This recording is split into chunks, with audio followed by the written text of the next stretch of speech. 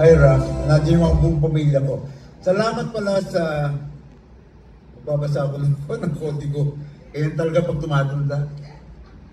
tumatanda sa edad pero hindi sa itsura.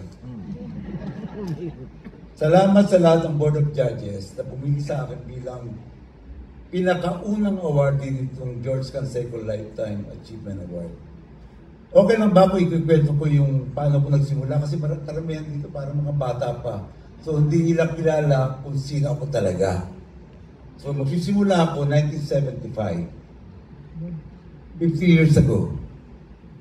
Doon po ako nagsimula sa recording.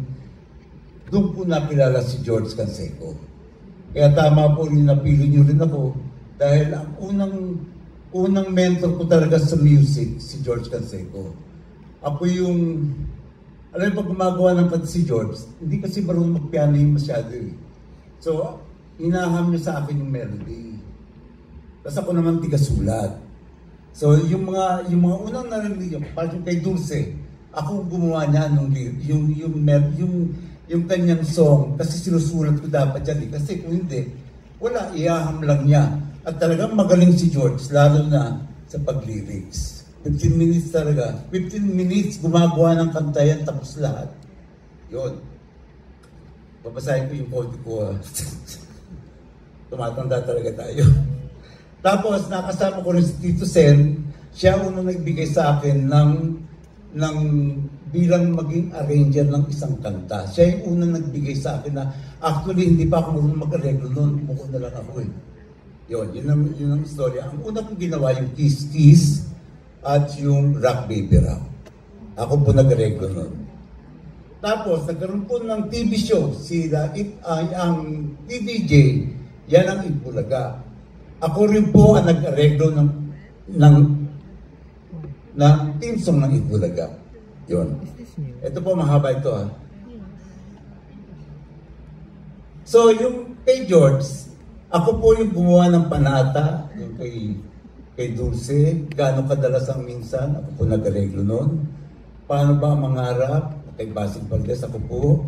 Sana ikaw na nga, Basil Valdez din. At si Gina Morales ata yung gumawa rin. At yung ikaw.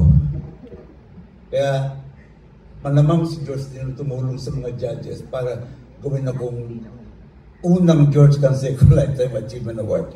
So tuloy po. Napasok rin po ako sa TV shows. Yung Itbulaga, Maricel Live, ako po director. BIP ng kay Vilma, ako po director. Vilma San, yung Vilma, ako po director. Shadow Cuneta Show, ako rin po ang director. Penthouse, ako rin po director. School Bukol, ako rin po ang musical director. Todas, etc. Hanggat dumating sa akin na ako'y nadapa. Nadapa po ako eh. Hindi puro lahat success. Doon ko nakilala yung asawa ko, si Rocky. Yan, si Rocky. Kung wala siya, naku, baka tapos na ako. Doon, 1986 yun. 1988. At nandiyan yung anak ko, si Hana, yung puro support sa... Kita mo na, dyan pati brother-in-law ko, si Wash. At mother-in-law ko nandito. Sumusuporta sa akin.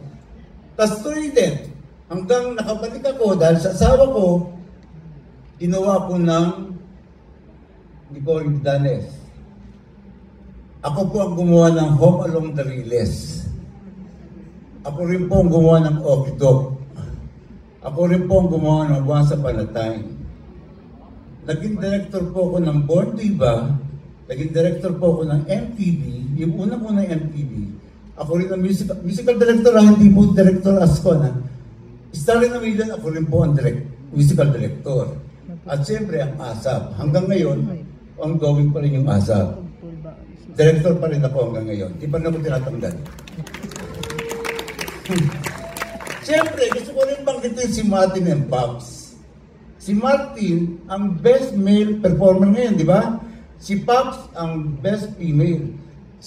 Ako po ang unang musical director nitong dalawa. At ako po ang gumawa ng Be My Lady. Ako po nag-areglo. Tapos kay Pops naman, ako rin ang unang director. Ako po ang gumawa ng Tito at Just Say You Love Me. Yan. Dami pa. Sandali, malapit na ito. Yung pinalabas mo na HD. At tapos, I think so. nagkaroon ng award sila Martin and Pops dahil ako po ay kinuha nila as MD. Ngayon lang ako binalikan. Yung Always and Forever, ako po ang musical director. Kaya po siguro nanalo rin sila. No? Kaya sila, swerte kasi ako eh, swerte. O yun. Ang wili ko, pag ako ay kasama nila, nakukuha nila yung mga award. Ayan. Yun po totoo. Ngayon, siyempre masaya ako, takuha ko itong lifetime. Pero malungkot din ako eh, kasi pag nakakakuha ng lifetime, ibig sabihin tumatanda na. So, yun lang ang masama ng loob ko. Tumatanda na raw. Salamat po, yun lang po. Thank you! The doors to the kingdom of the best actors in the land will soon open.